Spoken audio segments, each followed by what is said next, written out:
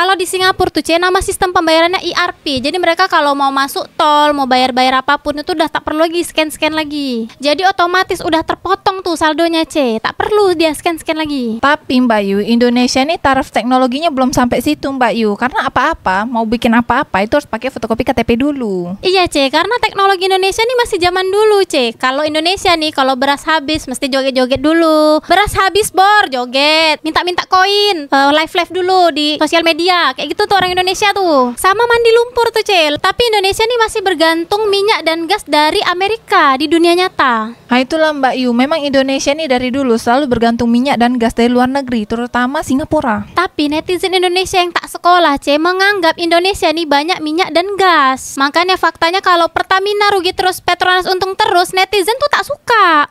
Welcome to salurane Mbak Yu Seng asli. Monggo rek. Inilah kenapa nilai rupiah Indonesia nih melemah karena Amerika Serikat terlalu banyak ngontrol tentang ekonominya Indonesia. Contohnya aja nih, pasar yang ada di Mangga 2 Jakarta itu rata-rata barang-barang tiruan atau barang-barang KW, kata Amerika. Ada lagi nih tentang kris, bahwa pembayaran di Indonesia kan sekarang metode online-nya pakai kris. Mereka tuh pinginnya diganti dengan Visa sama Mastercard. Karena menurut Amerika Serikat nih, penggunaan transaksi kris ini mengganggu perekonomian dunia. Kris nih kan sudah dipakai sama banyak bank yang ada di Indonesia Mbak Yu, bahkan sudah dipakai dengan berbagai negara. Dan kris ini Mbak Yu, dia transaksinya nih bisa sampai 80 triliun Mbak Yu sebulan. Dan itu baru sebulan, macam mana kalau udah bertahun-tahun? Karena sekarang kan masyarakat Indonesia nih lebih mudah menggunakan kris untuk transaksinya Iya, jadi dia tuh apalagi bisa transaksi antar bank juga kan. Jadi kayak tidak ada potongan lagi kalau misalnya transaksi antar bank. Jadi misalnya nih harga barangnya nih Rp10.000, kita bayar krisnya pun Rp10.000 juga. Sekarang masalahnya nih kris ini bisa digunakan di berbagai negara. Inilah yang menjadi kegelisahan Amerika Karena kris ini lahirnya kan di Indonesia Mbak Yu. Jadi kris ini tuh berpotensi untuk dipakai sama negara-negara lain. Apalagi kalau sampai orang-orang negara lain sampai ke Indonesia dia pakai kris. Jadi dia ini terbiasa memakai kris di Indonesia, terus dibawalah ke negara lain jadinya. Karena merasa kris ini sangat mudah. Apalagi sekarang rupiah Indonesia ini melemah Banyak orang Malaysia berlibur ke Indonesia. Gara-gara itu rupiah Indonesia melemah. Rp1 Malaysia tuh sama dengan Rp3.800 Sikit lagi sampai Rp4.000. Macam mana Banyak warga Malaysia yang menggunakan kris untuk transaksi di Indonesia Mbak Yu, Malaysia tuh juga punya Mbak Yu alat transaksi yang macam kris ini. Nama dia Touch 'n Go. Masalahnya warga Malaysia yang berlibur ke Indonesia tuh banyak pakai kris. Ya tapi masalahnya sekarang kalau misalnya sampai warga Malaysia yang berlibur di Indonesia nih terbiasa pakai kris, akhirnya dibawalah ke negara Malaysia, pakai kris juga lagi di Malaysia. Itu yang ditakutkan. Jadi Touch 'n Go tuh berpotensi tidak dipakai lagi. Oh nggak bisa warga Malaysia tuh sangat mencintai produk dalam negeri Walaupun mereka udah berlibur sampai ke Indonesia tuh pakai kris, dia tetap mencintai produknya sendiri Walaupun tadi dia udah pakai kris di Indonesia, dia tetap pakai Touch 'n Go di Malaysia.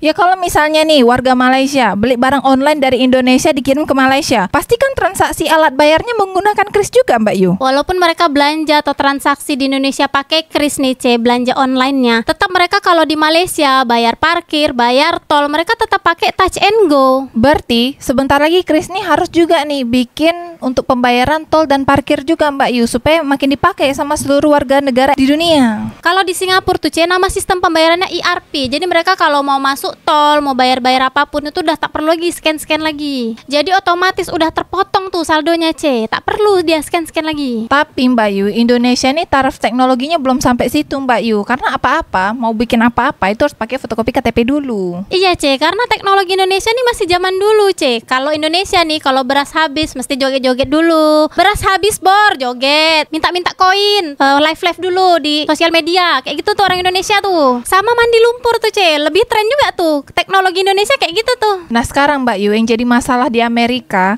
kalau misalnya sampai teknologi kris dari Indonesia ini sampai udah semakin maju, semakin canggih, itu bisa berpotensi dipakai banyak negara. Jadi keuntungan Amerika nih semakin sedikit. Tapi Indonesia nih masih bergantung juga sama Amerika. Pemerintah Indonesia nih lagi mengkaji pembelian jet tempur 130 triliun Ya tapi kan itu sebagai negosiasi antara Indonesia dengan Amerika Mbak Yu.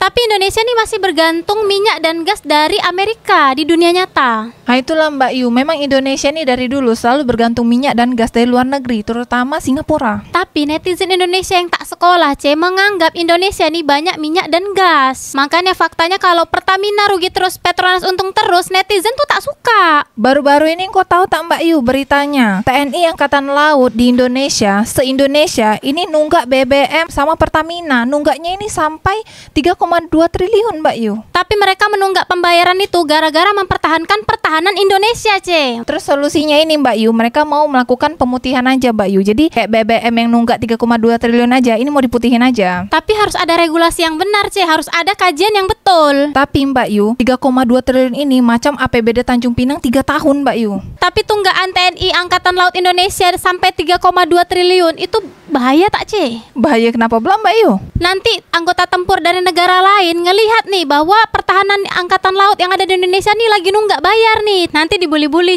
sama pasukan perang negara lain. BBM aja nunggak, apalagi mau perang. Indonesia nih Mbak Yu, jangan kata perang dunia, Piala Dunia aja nggak pernah ikut. Tapi kan pasukan angkatan laut Indonesia tuh harus siaga, karena negara Indonesia ini kan luas. Mau dijaga apa Mbak Yu lautnya? Engkau bayangkan kalau tak ada pertahanan angkatan laut Indonesia, engkau tengok Laut Banten tuh, padahal udah ada angkatan laut tapi dipagar-pagarin semua. Udah viral, baru sibuk nak bongkar pagar tuh Mbak Yu. Makanya angkatan laut tuh sangat penting karena dia menjaga kedaulatan negara Indonesia. Episode sadurunge. Tapi engkau terbayang nggak Mbak Yu, kalau sampai SPBU selain Pertamina macam Shell tuh ada di seluruh Indonesia, macam mana tuh nasib Pertamina di dunia nyata? Pemerintah Indonesia ini lebih bijaksana dalam menghadapi situasi yang ada dekat Indonesia di dunia nyata. Contohnya macam mana Mbak Yu? Sampai sekarang SPBU paling banyak yang ada di Indonesia tuh hanya Pertamina kan? Ya itulah Mbak Yu, tapi masalahnya ada banyak orang yang tidak mau isi bensin di Pertamina.